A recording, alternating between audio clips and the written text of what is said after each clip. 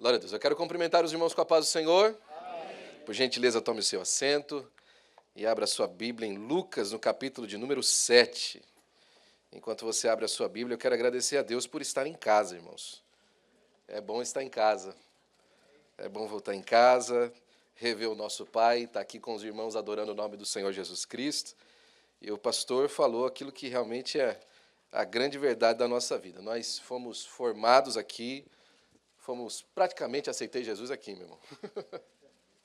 Nós somos nascidos e criados na Assembleia de Deus, mas foi aqui que nós tivemos um encontro com o Senhor. Ali naquelas cadeiras, ali numa quarta-feira à noite, durante a nossa campanha de jejum e oração, em outubro de 2006.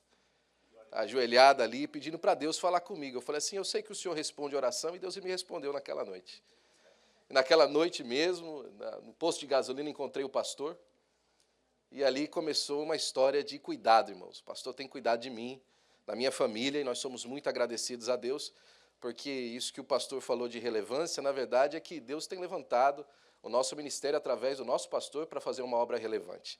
E nós que estamos o ajudando, às vezes parece que a gente faz alguma coisa relevante também, mas, na verdade, é o Senhor que tem usado a vida do pastor, do Ministério do Belém, para fazer essa obra relevante para a glória do nome do Senhor Jesus Cristo. Trago um abraço da vossa congregação ali em Los Angeles, na Califórnia, de Glendale também, e dos nossos irmãos, dos nossos companheiros que estão ali na nossa região, que agora somos 5 congregações para a glória do nome do Senhor Jesus Cristo, né? Recentemente ali também puxamos o Wellington lá para o nosso lado também agora, e estamos ali na costa oeste, servindo a Deus, irmãos, com alegria, e ore por nós. É uma obra que necessita bastante das orações dos irmãos. Quando o pastor falava de enviar obreiro, eu falava assim, Jesus, lembra de nós também. Para que o Senhor também lembre de nós ali, nos envie obreiros para a sua seara, em nome de Jesus. Todos estão abertos, Lucas, capítulo de número 7? Então espera só um pouquinho que eu vou abrir também. Glória a Deus. Leia comigo a partir do versículo 1. Tendo Jesus concluído todas as suas palavras dirigidas ao povo, entrou em Cafarnaum. E o servo de um centurião, a quem este muito estimava, estava doente quase à morte. Tendo ouvido falar a respeito de Jesus, enviou-lhes alguns anciãos dos judeus, pedindo-lhe que viesse curar o seu servo. Amém.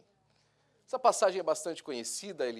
Lucas tem o detalhe de nos mostrar, sempre com bastante efeito, aquilo que se passou no ministério de Jesus. Diferente de Marcos, que é bastante rápido na sua maneira de ministrar e dizer aquilo que Jesus fez, e de João, que potencialmente é o mais espiritual de todos eles, né? Que começa antes mesmo de que o mundo existisse, falando da pessoa do Senhor Jesus Cristo, como ouvimos o pastor Eglar na noite anterior. E Mateus, que faz um compêndio bastante interessante de tudo aquilo que se sabia de Jesus, Lucas faz uma pesquisa. É interessante que Lucas, capítulo de número 1, fala assim, olha, eu fiz aqui, sentei e pesquisei, viu, Teófilo, para que você saiba das coisas que você ouviu, você tenha certeza das coisas que você ouviu. E Lucas faz realmente um trabalho investigativo. No capítulo de número 6, que é o capítulo anterior, a gente vê o momento que Jesus faz os seus sermões, o Sermão do Monte, e várias repetições daquele sermão foi feita, não foi uma vez só que Jesus pregou o Sermão do Monte. E no capítulo de número 7, diz que Jesus voltou para Cafarnaum, onde é considerada a sede do seu ministério. E é interessante que fala do retorno de Jesus à sua cidade, e aí ele passa desse retorno e começa a dizer do centurião. E ele fala que naquela região tinha um centurião, e esse centurião tinha um servo que estava doente, era um servo a quem ele estimava. E o centurião sabendo da pessoa de Jesus, conhecendo o Senhor Jesus Cristo por ouvir falar, ele pediu que os anciãos ali dos judeus fossem conversar com Jesus. E eu queria fazer a primeira pausa aqui com você. Como é importante conhecer alguém que pode fazer alguma coisa, não é verdade? Como é importante nós termos amigos que são importantes, não é verdade? No Brasil, principalmente, às vezes a gente ouve algum irmão falar aqui, né? Lá no Brasil eu conhecia, mas aqui, irmão, lá no Brasil eu tinha alguém que eu podia ligar. Olha, se isso aqui que está passando agora, né? Quantas vezes, né? Liga para o vereador para conseguir uma vaga na UTI, né? Olha, liga para a diretora da escola para conseguir uma vaga. lá na escola, tal, porque aquela escola é difícil de entrar, né? Eu conheço o prefeito, né? Eu conheço o sargento, ou então eu conheço o vizinho que mora na frente da casa da irmã do sargento. No Brasil, né, irmãos, a gente tem essa... E aqui também. Tem pessoas que às vezes chegam para mim, eu lembro que uma certa vez eu estava morando aqui perto, e o meu vizinho da frente era um judeu, e ele desconfiava que eu estava numa situação imigratória relevante para ele. Se é que você me entende. E um dia ele chegou na minha casa, olha, se um dia você tiver qualquer problema, eu não sei, mas eu conheço o deputado aqui da Flórida, viu? Eu posso conversar com ele, eu posso fazer alguma coisa. Nós nos valemos dessas amizades. Amizade com alguém importante. Amizade com alguém que é relevante. É interessante que, mais uma vez, aqui, Lucas vai dizer que Jesus voltou para sua casa e está dizendo desse centurião, e de que o centurião chama as pessoas que ele conhecia que podia tratar com Jesus, porque aqui o centurião estava no estrangeiro, ele era romano. E no estrangeiro as coisas são diferentes, né? Talvez se ele estivesse em Roma, ou lá na região dele, onde ele morava, perto de Roma, talvez, uma cidade ali perto, ele fosse levar para o médico da cidade, né? Se eu estivesse em Roma, esse rapaz estivesse doente, lá tinha médico. Se eu estivesse lá onde eu estava, eu tinha um sujeito aqui que eu podia chamar, mas aqui eu não tenho ninguém. Então fala aí com o pessoal, porque eu estou sabendo que esse Jesus, ele está curando um monte de gente. Eu ouvi falar que ele está fazendo alguma coisa extraordinária aqui no meio. Então, faz o seguinte, fala para os anciãos, que são figuras de liderança dentro dos judeus, para ir falar com ele, para ele vir curar o meu servo. E aí os anciãos, né? Por incrível que pareça, a maioria deles bem ali arraigados dentro da liderança do povo de Israel naquela época, vão falar com Jesus. E o versículo de número 4, diz que eles chegaram para Jesus e com instância, né, suplicaram dizendo, este é digno que você vá lá fazer isso para ele. Porque ele construiu a sinagoga para nós. Você já pensou, nós damos motivações para Jesus, porque é interessante para ele fazer alguma coisa? Jesus, isso aqui é interessante para o senhor, viu? Isso aqui eu acho que vai lhe trazer um benefício, se o senhor fizer isso aqui, porque essa pessoa aí é uma pessoa relevante aqui, né? Quantas vezes eu já não me peguei orando, falou, Senhor, entra na casa daquela pessoa lá, porque se ela se converter, ela é uma pessoa que vai trazer muita gente. Porque se ela vier, ela vai fazer aqui alguma coisa que vai ser extraordinária para nós, né? Talvez alguém já tenha falado assim, o dízimo dele vai ser grande.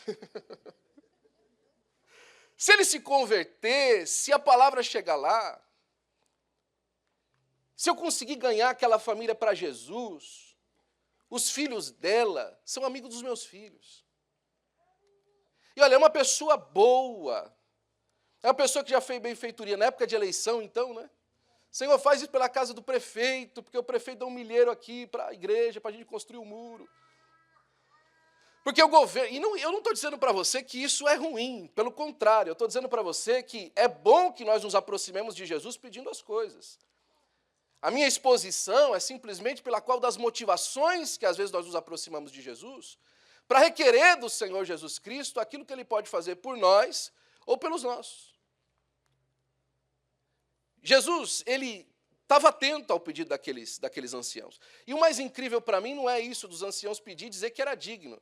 É que Jesus se levantou e foi com eles. Olha que coisa extraordinária.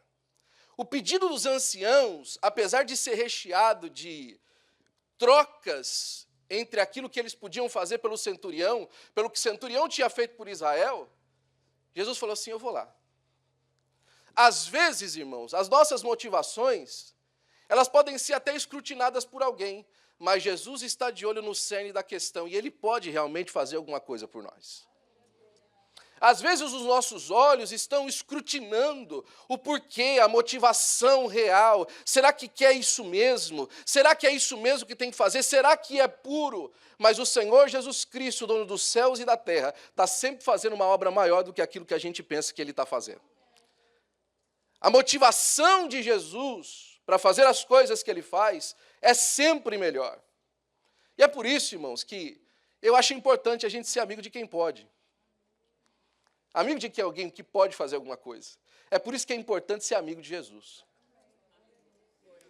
Porque ser amigo de Jesus faz toda a diferença, irmãos. Os anciãos, então, aqui, né, entre aspas, uma conotação bastante humana, convenceram Jesus. Já pensou? Jesus falou, vou lá com vocês. Vocês querem fazer isso aí? Eu vou lá com vocês. Vocês estão com essa motivação para alcançar essa família? Eu vou lá com vocês. Chegou esse pedido de oração dessa pessoa? Eu vou lá com vocês. Eu vou até lá com vocês. Eu vou fazer isso com vocês. Alguns dias atrás, um irmão da nossa igreja chegou para nós e ele falou assim, pastor, recebi hoje um agradecimento de uma pessoa que nunca veio na nossa igreja. É uma pessoa que trabalha comigo. E ela disse que estava com câncer. E eu dei o nome dela para o nosso círculo de oração. E agora saiu o resultado depois do câncer dessa pessoa. E ela está curada. E ela disse para mim, para que eu agradecesse as orações. É bom a gente falar com quem pode. Jesus desceu até lá. Então foi Jesus já com ele. E já perto da casa, o centurião enviou-lhes amigos.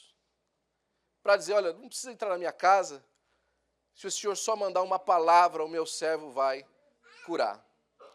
Porque aqui, depois desse ponto, desse instar dos anciãos, a gente entra numa outra esfera da amizade. É que nem todo amigo é amigo. E há níveis de amizade. Há amigos, por exemplo, que você tem na sua casa, que eles têm condições de entrar em todas as áreas da sua casa, são amigos íntimos, família. Né? Aquele amigo que chega na sua casa, que abre a geladeira e que fala assim, macho, não tem leite aqui não? Né? Rapaz, essa água está sem gelo. Esferas diferentes de amigos. Já tem amigos que quando ele entra na sua casa e você dá aquela água quente que estava no sol, ele está bom, está uma delícia a água, está muito boa. Esferas diferentes de amigos. Tem amigos que você abre a porta da casa e fala assim, não dá para entrar. Tem amigos que você nem o endereço dá. São amigos. Mas níveis diferentes de amizade. E quanto mais próximo o nível de amizade, maior a influência de um amigo no outro. É verdade ou não é? Quanto mais próximo você tem Jesus como amigo, diferente é o nível de influência que ele tem sobre a sua vida. Tem pessoas que Jesus é amigo delas no domingo de manhã. Ela vem até aqui, cumprimenta Jesus, bom dia, Jesus. Como o senhor está, vim aqui, o senhor é extraordinário. O senhor é maravilhoso. O senhor realmente é uma pessoa maravilhosa. Aquilo que o senhor fez por mim na cruz do Calvário mudou a minha vida. Tem pessoas que quando entram no carro, vêm com Jesus. Jesus, estou indo para a sua casa. Estou indo lá falar com o Senhor. Estou indo lá entregar o meu culto, porque o Senhor é maravilhoso. Aquilo que o Senhor fez comigo na cruz do Calvário. Tem pessoas que Jesus é amigo dela. Senhor, eu estou aqui agora em casa, fazendo o meu devocional, e eu estou aqui com o Senhor, porque o Senhor é maravilhoso. E o Senhor morreu por mim na cruz do Calvário. Mas tem pessoas que ele está lá lavando louça, passando pelo problema, na situação dentro de casa, e ele fala assim, Jesus, fica aqui comigo, porque o Senhor é o meu Senhor e o Senhor é maravilhoso. O Senhor morreu por mim na cruz do Calvário e eu nada sou sem o Senhor. O centurião tinha amigos, mas Jesus não era um amigo de Jesus, não era amigo do centurião. Existia uma relação de necessidade para com Jesus, como muitas pessoas têm. Alguém me contava ontem que estava no trabalho e começou a usar a serra para cortar alguma coisa e disse que quase cortou o fio da casa e a casa estava para pegar fogo. E essa pessoa que estava fazendo esse trabalho não era crente. Mas na hora que aquilo aconteceu, ele falou assim, uau, Deus me ajudou, Jesus me ajudou. Jesus é amigo dele para ajudar ele nessa hora. Mas quando fala de Jesus na amizade do dia a dia, quando fala de Jesus nas relações dele com a esposa, quando fala de Jesus na relação com os filhos, aí Jesus é religião. Aí Jesus é alguma coisa que os homens inventaram para oprimir uns aos outros.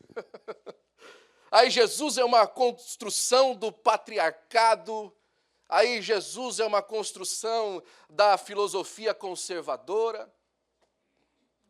Mas na hora que o servo bem-amado está doente, aí ele fala assim, fala para os anciãos lá dos judeus, chamar Jesus. Quando ele manda o recado, só que o centurião parece que ele estava iluminado aquele dia, viu?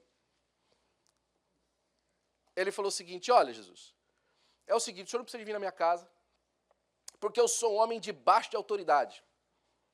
E eu tenho os homens à minha autoridade. E eu digo a esse vai, e ele vai. E eu digo a esse faz, e ele faz. Então o senhor só manda uma palavra, e o meu servo vai ficar curado. E aí, irmão, mais uma vez me encanta, porque Jesus se impressionou. Falou assim, uau, meu amigo, nem mesmo em Israel eu vi uma fé como essa. Agora, você já imaginou?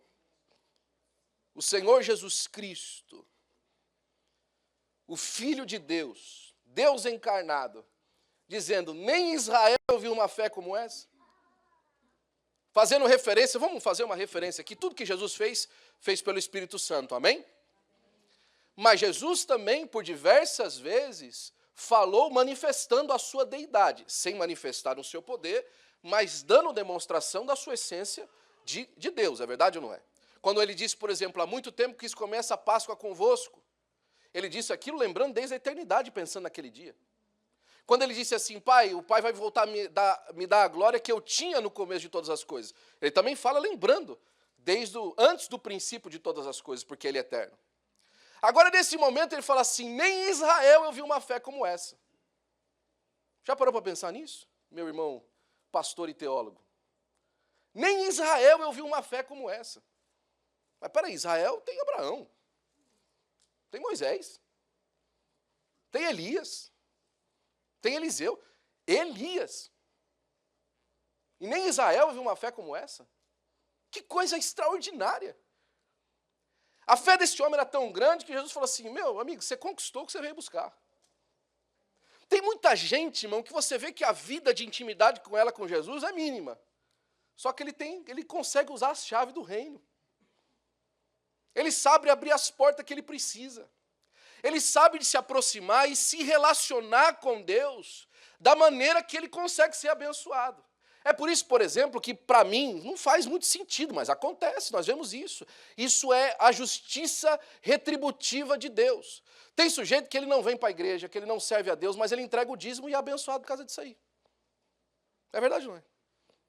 Tem pessoas que passam muito tempo sem servir a Deus, mas eles conseguem como entregar a Deus. Existe uma passagem na Bíblia que eu acho extraordinária, é em 2 Reis, capítulo de número 17. A Bíblia vai dizer que depois, quando houve o reassentamento do povo de Israel, não de Judá, Israel, o reino do norte, vai dizer que o rei da Síria, se eu não me engano, mandou alguns povos para lá que não eram judeus.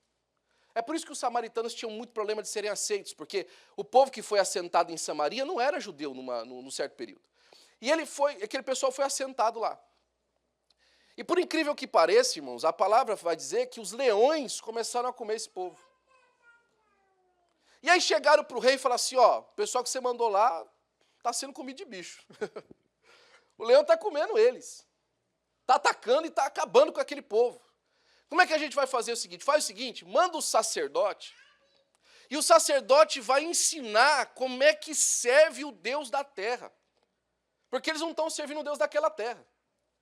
E aí diz que os sacerdotes vieram e ensinaram a fazer ofertas a Deus. E adivinha, os leões parou de matar o povo. Mas aí a continuação do texto é o seguinte, e serviam a Deus nas ofertas, mas o seu coração continuava a ir após outros deuses. Então, às vezes, irmãos, por incrível que pareça, e por mais dor que me dê, como alguém que quer servir em Deus por sinceridade, tem muita gente na fachada que está acertando o lugar certo e está sendo abençoado por isso. Mas eu quero lembrar uma coisa para você. O servo foi curado, mas Jesus não entrou na casa dele. Em outra passagem, vai dizer que Jesus entrou na casa de Zaqueu. E quando entrou na casa de Zaqueu, ninguém foi curado, mas entrou salvação naquela casa. O capítulo de número 8, do mesmo livro de Lucas, vai dizer que Jairo chegou para Jesus agora, porque também tinha uma filha doente. Você já pensou Jairo chegando para Jesus, principal da sinagoga, e pedindo para Jesus ir em casa? Que exposição! Mas que quando Jesus entra na casa, agora tem ressurreição dentro da casa de Jairo. Então pode ser que muita gente esteja conseguindo as coisas com Jesus, mas só tem salvação e intimidade aqueles que recebem Jesus na sua casa. Essa casa. Esse coração. É bonito entender isso e perceber nessa manhã de amigos, como ser amigo de Jesus faz toda a diferença. Jesus, em certo momento, falou para os seus discípulos, olha, eu não vou chamar vocês mais de servos, porque os servos não sabem o que fazem o seu Senhor, mas eu vos chamarei de amigos. Porque tudo que o Pai me disse, eu vos tenho feito saber. E aí ele deu, como é que se faz uma relação de amizade com Jesus? Porque amizade, irmãos, tem termos. Amizade não é simplesmente afinidade. Amizade de verdade tem termos. Termos de compromisso e comprometimento um para com o outro. Um amigo de verdade, ele sabe que uma coluna da amizade é a verdade. Um amigo de verdade sabe que uma das colunas da amizade é não trair. Uma das colunas da amizade, portanto, é a confiança. Uma das colunas da amizade é o comprometimento. Um amigo não é alguém que você tem compromisso. Um amigo é alguém que você está comprometido com ele, porque o comprometimento é uma das alianças da lealdade. Um amigo de verdade é leal. E aí Jesus conclui o nível de amizade, dos termos de amizade que ele teria conosco. Vós sereis meus amigos se fizerdes o que eu vos mando. Não adianta, irmãos, dizer que Jesus é seu amigo quando as coisas só funcionam quando você precisa de alguma coisa lá em casa. E você vem buscar aqui.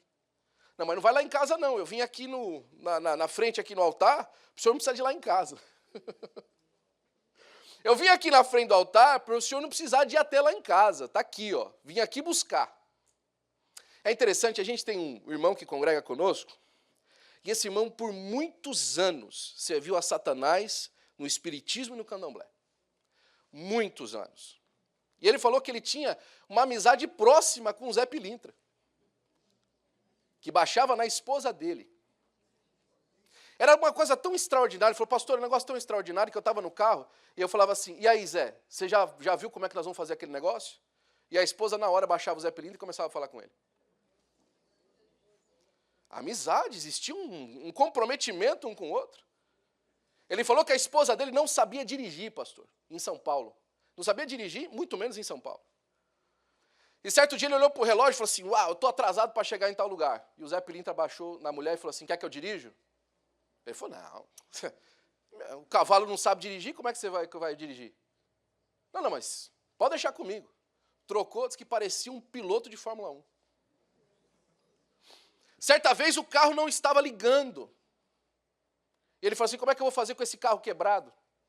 O Zé Pilintra baixou e falou assim, você quer que eu te ajude? Fica aí no negócio. Só que você ouviu dando uma batida lá atrás, você toca a chave. Ouviu a batida, tocou a chave, o carro ligou. Só que tinha uma coisa. Certas vezes o Zé Pilintra chegava, mas não queria ir embora.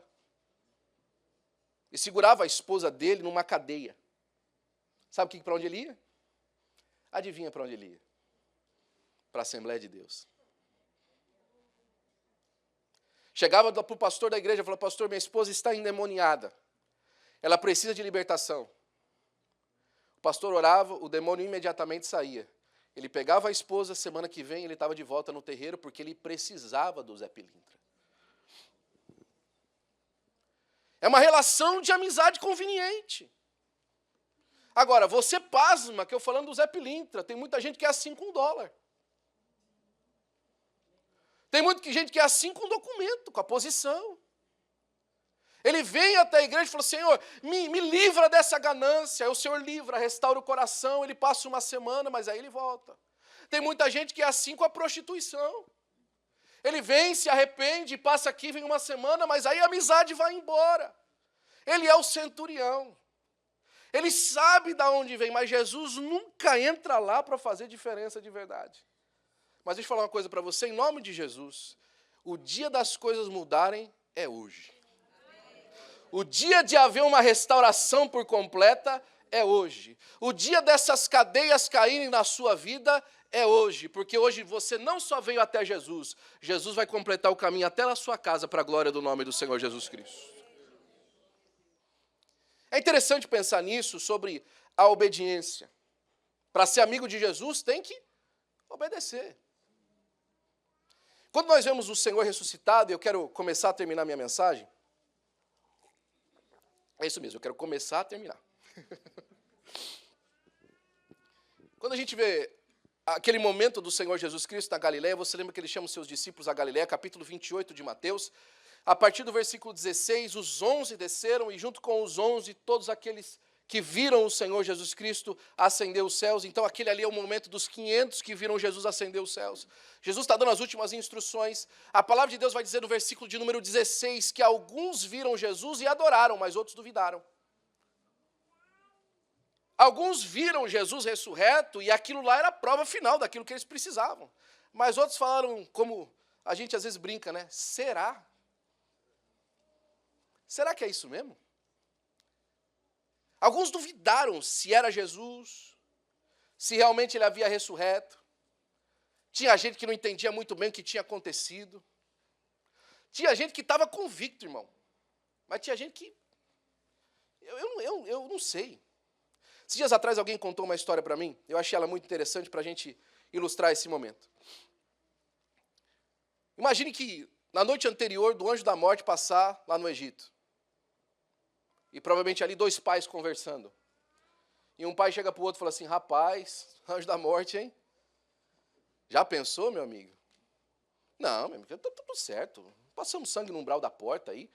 Tá tudo tranquilo, tá tudo certo. Eu sei, mas o anjo da morte, né, meu amigo? Não é? O anjo da morte, né? Será, né? Não, meu amigo, tá tudo... Você passou sangue? Claro que eu passei sangue, eu obedeci. Tá tudo certo. Então fica tranquilo. Não, você fala fica tranquilo porque você tem 3 filhos. Eu só tenho 1 lá em casa. Meu amigo, se você fez o que precisava de fazer, fica tranquilo. A noite passou, chegou outro dia de manhã, o filho de quem que morreu? Nenhum dos 2. Os 2 passaram sangue no umbral da porta. Entenda. O problema não são as suas emoções. O problema é a sua obediência. A questão não é aquilo que você gosta, que você acha extraordinário, que faz você ter goosebumps, se arrepiar, que faz você se emocionar. A questão é, você obedece? Quando os 2 olharam para Jesus, tanto os discípulos que adoraram e dos que duvidaram, Jesus não falou assim, ó, os que estão duvidando para a esquerda, deixa eu falar só com os que estão adorando. Ele não falou isso. Ele falou, deixa eu chamar os que estão duvidando aqui para uma reunião especial, para eles colocar eles na mesma campanha. Não, ele não faz isso. Ele olha para os 2, para as 2 classes de discípulos, para aqueles homens reunidos ali, e fala assim, todo poder me foi dado no céu e na terra.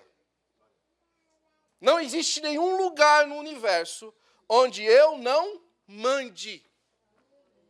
Onde eu não tenho autoridade absoluta sobre aquele lugar. Não existe lugar no inferno, não existe lugar no céu, onde Jesus não seja a autoridade máxima. Agora preste atenção nisso. Aí ele fala assim, portanto, eu quero voltar para você lá no centurião. O que o centurião disse? Olha, eu sou um homem de autoridade. Eu estou debaixo de autoridade, eu tenho homens sob a minha autoridade. E eu digo a esse, vai, e ele vai. E digo a esse faz, e ele faz. Na sua Bíblia, Almeida Revista e Atualizada, e a Nova Almeida Atualizada, está escrito assim: ide, portanto, fazei discípulos.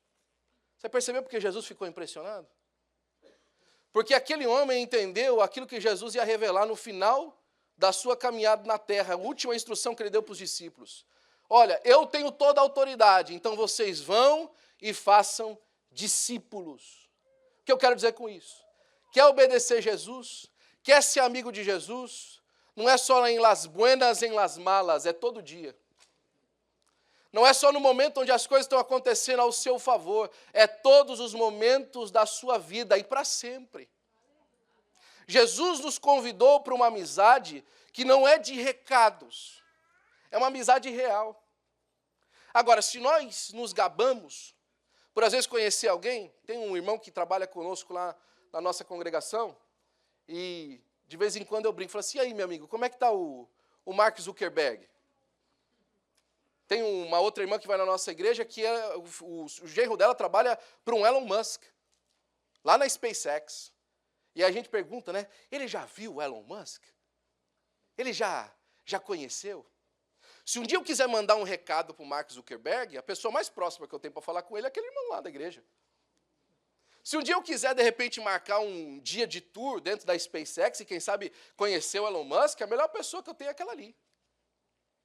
Lembra no começo da mensagem que a gente fala assim, que às vezes a gente se gaba pela amizade que a gente tem da pessoa e o acesso que a gente consegue? Pois então, você já parou para pensar no acesso que você tem na pessoa que você conhece? Sabe, isso às vezes parece de maneira subjetiva para você. Porque diversas vezes nós tratamos Jesus como uma pessoa ausente, na verdade, que está por representação. Mas eu quero lembrar você o final do versículo de número 18 e 19, que ele falou assim: ide por todo mundo, pregar o evangelho a toda criatura, e ele faz um adendo: e eis que estou convosco todos os dias, até a consumação dos séculos. Se é realidade, se é verdade, e se nós podemos abraçar no nosso coração, não por emoção, mas por convicção sincera, de que quem disse foi Jesus, que Ele está aqui, que Ele é o nosso Senhor, vale a pena hoje nós entregarmos as torres da nossa vida e entregarmos toda a obediência aos pés de Jesus e cumprir a sua vontade, não apenas de maneira filosófica ou emocional, mas de maneira real e verdadeira e consciente na nossa vida. Nosso pastor falou no dia de hoje a respeito de missão. E missão é uma coisa que nós fazemos. Missão não é algo que nós simplesmente pensamos ou que nós amamos. Existe uma relação emocional com a missão, absolutamente.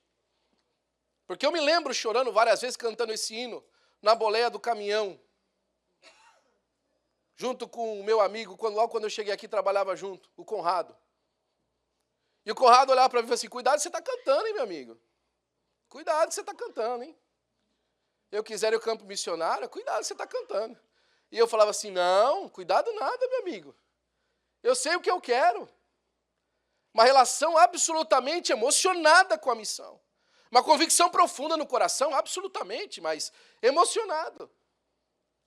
Tem dias que você olha para a situação, algum tempo atrás, quando nós fomos de mudar de templo, e as coisas parecem que se fecharam, a gente estava tudo programado para ir para um lugar, e o negócio fechou do dia para a noite, e eu falei: semana que vem, a igreja vai ter que fazer um culto na rua.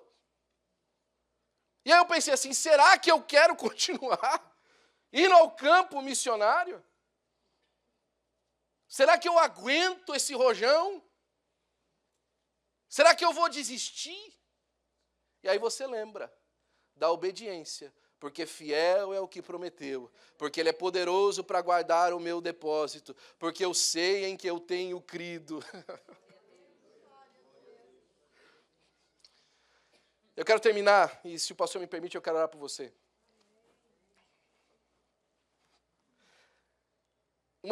Dos personagens que eu acho mais fortalecidos nessa consciência é Davi. Davi está passando por um momento absolutamente brutal na sua caminhada. O seu próprio filho havia o traído e queria o trono de Israel. Davi está saindo de Jerusalém para evitar briga com o filho. E nisso um dos que acompanhava falou assim, Davi, vamos fazer o seguinte, se eu não me engano foi Abiatar. Eu vou voltar lá e eu vou dar uma segurada no pessoal, para o pessoal não sair atrás de você. Tá bom? Vou dar uma segurada lá. Eu vou dar uns conselhos lá para o Absalão e ele não vai atrás de você. Aí está lá na corte, lá, o Abiatar, o Aitofel do outro lado e o Absalão ouvindo o conselho. Aí o Aitofel falou assim, me dá 50 homens, que hoje à noite eu trago seu pai aqui. Vou acabar com a raça, vamos terminar de uma vez com a história de Davi aqui em Israel. Aí Abiatar usa para mim uma das expressões mais nordestinas da Bíblia. Ele fala assim, olha, você vai ver. Ele fala assim, olha, seu pai agora deve estar dentro de uma caverna igual a ursa roubada pelos cachorros. Esse homem deve estar, se eu fosse você, não ia atrás dele, não. E como é que estava Davi? 2 salmos que Davi escreve nesse período, o Salmo 3 e o Salmo 4. E os 2 salmos terminam assim, em paz me deito e logo pego no sono. Porque só tu, Senhor, me faz habitar em segurança. A obediência nos leva à confiança. Nós podemos amarrar facilmente isso nos evangelhos, o barco no meio do mar da Galileia, chacoalhando com as ondas. Jesus dormindo. E as pessoas assim, nossa, Jesus estava dormindo. E aí os discípulos acordam e usam uma expressão para mim absolutamente ofensiva, do ponto de vista teológico, nós depois de 2000 anos. Não te importa que pereçamos? Ora, discípulo, como é que vai perecer? Você acha que o mar vai engolir Jesus? Você acha que o vento vai virar o barco com Jesus dentro? Você acha que o vento é doido, é? Você acha que a água é doida de afogar Jesus? Mas sabe qual que é o problema? Que os discípulos não tinham tido a experiência de Davi. Eles não tinham conhecido Jesus ainda. Eles não tinham passado pela experiência, além das emoções, em olhar para o Senhor e falar assim, Ele está no lugar que Ele precisa estar, então eu estou seguro. Jesus olha para eles e fala assim, por que vocês são tão tímidos? Não tendes fé? E de uma maneira tão simples, ele acalma o mar e o vento. Isso é tão prova para você de que eles não conheciam Jesus, que a pergunta entre eles é, quem é esse? Que até mesmo o vento e o mar lhe obedecem. Deixa eu fazer uma pergunta para você, meu irmão, minha irmã. Você já respondeu essa pergunta na sua vida? Você, na sua caminhada de amizade com Jesus, você já tem intimidade suficiente para que Ele entre em todas as áreas, em todos os lugares da sua casa? Ou áreas escondidas aí? Ou há pedaços que Ele não pode entrar? Isso mesmo é o que te evita a tomar o passo de confiança para mergulhar na missão. Porque quando os discípulos veem Jesus ressurreto, a questão da missão já não era mais um problema. O que as pessoas vão poder fazer contra nós, se o nosso Senhor estava morto, mas agora está vivo? O que podem fazer contra nós? Até mesmo a morte, que era o último inimigo a ser vencido, ele venceu. Último testemunho, te prometo. Você pode ficar de pé, por gentileza? Esse é um dos livros que eu mais gostei de ler. Nós lemos esse livro juntos, eu, o nosso pastor e alguns irmãos. Se eu não me engano, no ano de 2017. Chamava Radical, esse livro. David Platt. Ele conta a história do pastor David Platt quando ele foi até a igreja, visitar uma igreja no Sudão. Ele foi em obediência a Deus. Mas quando ele foi fazer, eu gosto muito desse testemunho, quando ele foi fazer a viagem, a tesoureira da igreja, pastor Cláudio, chegou para ele e falou assim, você é doido, é? Você vai para o Sudão, meu amigo. É $15 mil para ir você e os outros 2 que vai com você. Se a gente mandasse esse dinheiro para o Sudão, já pensou? $15 mil no Sudão? Como às vezes alguém pode falar, né? Já pensou se em vez de viajar, fizesse isso de outra maneira? Aquele irmão foi para o Sudão com a cabeça quente, pastor. Ele falou assim, meu Deus do céu, eu estou mandando dinheiro. Em vez de eu mandar dinheiro, estou indo lá gastando dinheiro da igreja, os irmãos contribuindo. Agora já estou aqui, né? Escolhe que ele pousa no Sudão, a primeira coisa que ele percebe são os containers na rua com aquele monte de coisa derramada na rua de gente que mandou produtos de higiene, produtos de cesta básica de todo lugar do mundo, esparramado em volta do aeroporto. Aí ele falou, peraí, o problema daqui não é doação. E aí ele chegou até o vilarejo onde ele estava indo. Quando ele chegou no vilarejo, o pastor daquela vila chegou para ele com aquele sorriso mais lindo do mundo, deu um abraço e falou assim, pastor, obrigado, pastor, que o senhor veio, que o senhor não mandou dinheiro. Obrigado, pastor, que o senhor veio aqui chorar comigo, pastor. Obrigado que o senhor não mandou só uma palavra. Obrigado que o senhor veio aqui. A palavra ia chegar, a autoridade estava na palavra. Mas entrar na casa era melhor, irmão. Que bom que o senhor veio aqui. Que bom que o senhor me abraçou. O pastor David Platt ficou cheio de alegria. Juntou os jovens daquele vilarejo e já ficou pensando no culto missionário quando ele voltasse. Falou, quando eu voltar, eu vou contar essa história para a igreja e as pessoas vão vir aos milhares à frente chorando por causa disso aqui que eu estou falando. Vai ser um Pentecoste. E olhou aqueles jovens sem nada. E olhou para um deles e falou assim, você, meu filho, qual que é seu maior sonho? Pensando em contar para os jovens da igreja dele nos Estados Unidos. Quando eu chegar e contar o que sonha um jovem no Sudão, os nossos jovens dos Estados Unidos vão perceber que eles são muito mais privilegiados. Porque o que pode sonhar um jovem no Sudão? E aquele jovem crente ali naquele lugar, olhou para o pastor David e falou assim, meu sonho, pastor, meu sonho é mudar o mundo. Aí o pastor, veja bem, meu filho, você sabe onde você está? Na mente dele ele ficava olhando assim, que jovem alienado, não é verdade? Mudar o mundo no Sudão. E aí o jovem olhou e percebeu o riso do pastor e falou assim, por que o senhor está rindo, pastor? Por que o senhor está rindo? Aqueles 11 pescadores mudaram o mundo porque eu não posso. Aqueles 11 indultos, por causa da obediência ao Evangelho do Senhor Jesus Cristo, mudaram a história da humanidade. Quem pregou o Evangelho para nós não foi Jesus diretamente, foram aqueles 11 discípulos. Foram eles que espalharam a mensagem do Evangelho.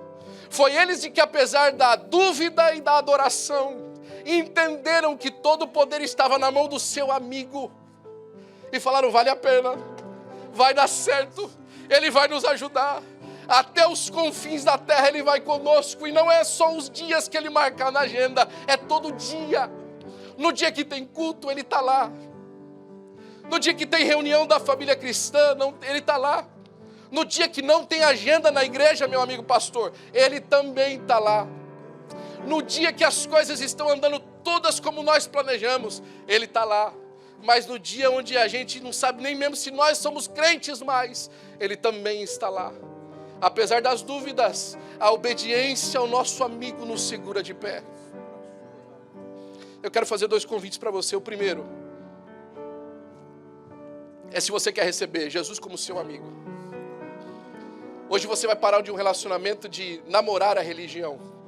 E hoje você vai receber um amigo na sua casa. Ele vai entrar na sua casa. A palavra de Deus diz que Ele vai cear com você, Ele vai sentar na sua mesa. Quando você estiver tomando um cafezinho da tarde, você vai perceber uma presença gostosa ali na sua sala. E você vai saber que Jesus está ali com você. Até mesmo quando você for num velório, você vai saber que Ele está ali presente, te confortando, te consolando, te ajudando, te levantando. Até mesmo quando tudo der errado ou quando tudo der certo, você vai ter esse amigo, esse companheiro com você todos os dias da sua vida. E Ele vai te levar para uma viagem extraordinária. Você um dia vai morar com Ele lá no céu. Se você quer receber Jesus como seu único e suficiente Salvador, eu quero orar por você nessa tarde. Levante uma das suas mãos. Os nossos irmãos vão ajudar. Temos ali uma vida para Jesus. Mais alguém? Temos mais uma vida para Jesus ali. Glória a Jesus. O nosso amigo está aqui. Aproveite-se da oportunidade que Ele está aqui. E você que já é amigo de Jesus, meu amigo e meu irmão de Jesus, você precisa de restaurar essa amizade aí. Faz muito tempo que você não chama Jesus para um café da tarde, viu? Faz muito tempo que você não se senta com Ele e troca experiência. Jesus tem muita coisa para te contar, meu irmão e meu amigo. Está na hora de você voltar e levar Jesus de volta com você para casa. Se você quer voltar para Jesus hoje, quer restaurar o seu relacionamento com Jesus, eu quero orar por você também nessa noite, em nome de Jesus, nessa tarde, em nome de Jesus. E o último convite que eu faço para você. Você já veio para frente para a missão hoje, mas eu quero fazer uma outra chamada para você a respeito da missão. A missão, ela não é simplesmente aquilo que nós fazemos na atitude de vir à frente. Como o nosso pastor já tem dito, é aquilo que nós fazemos como saímos para o campo missionário. Você precisa se valer das palavras que Jesus lhe deu e levar com ele, ele com você, em todo lugar que você for. E levar Jesus com você, temos mais uma vida para Jesus. Você não agradece a Deus por isso, em nome do Senhor Jesus Cristo? Você precisa se empenhar na missão. E para isso, hoje é o dia de você tirar da sua frente todo obstáculo para crer, todo obstáculo para aceitar, e vir aceitar de verdade um compromisso missionário. O que eu quero que você aceite hoje, preste atenção nisso, é que você vai tomar passos e atitudes que realmente são relevantes. Não é uma questão de emoção hoje. Amanhã de manhã você vai levantar, e as estratégias que Deus está colocando no seu coração, você vai começar a colocá-las de maneira paulatina na sua frente. Você vai marcar no caderno, você fala assim, Jesus mandou eu fazer isso. Você vai colocar data e vai colocar prazo, e você vai cumprir.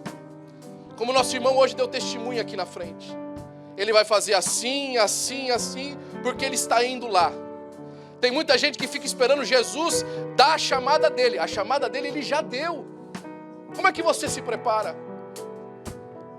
Não é uma questão de personalidade ou pessoal minha, mas desde o dia que eu entendi que Jesus tinha me chamado, eu comecei a me preparar. Mas Jesus me chamou. O pastor me deu a oportunidade para estudar no Bible College, opa, eu vou lá. O pastor me deu a oportunidade para liderar, eu fui lá. Quando eu sabia que eu precisava de alguma coisa que acontecesse extraordinária, eu ia pedir aos pés de Jesus, Senhor, como é que eu faço isso? Qual é a estratégia para fazer isso? E segundo o amigo falava, eu fazia.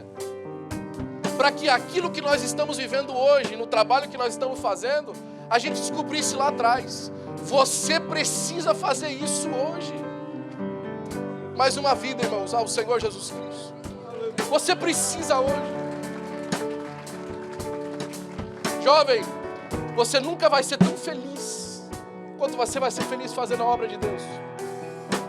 Não tem lugar de felicidade maior do que estar convicto que você está obedecendo ao Senhor Jesus Cristo. Se Deus falou com você sobre missão, e se você quer tomar passos fundamentados na sua fé com Ele, eu quero chamar você à frente para um compromisso com o Senhor também, em nome do Senhor Jesus Cristo. Meu pastor, muito obrigado pela oportunidade, em nome de Jesus. Confiarei, oh Deus não muda e não Senhor, nosso Deus, o nosso Pai bondoso, eterno, soberano, obrigado pela Tua palavra, Senhor, na manhã desse dia. Alcançou essas vidas que estão aqui na frente, Senhor. Pai, que Tu venha, Senhor, abençoar essas vidas, Senhor. Pai, que Tu venha entrar no coração dessas vidas, Senhor, e ser o amigo para sempre. O amigo verdadeiro, o amigo genuíno, Senhor. O amigo, Senhor, que está pronto para escutar, para ouvir aquilo que eles estão a pedir, aquilo que eles estão necessitando, Senhor, para que chegue a salvação, Senhor, a eles, Senhor, e a partir deles, Senhor, as suas famílias, Senhor, por entrar, deixar entrar esse Jesus no coração deles, Senhor. Ó, Senhor, abençoa cada um também que veio aqui à frente, que está precisando, Senhor, que está necessitado de alguma coisa, Senhor. Ó, Senhor, venha ao coração, Senhor. Essa palavra veio ao nosso coração na manhã desse dia, Senhor.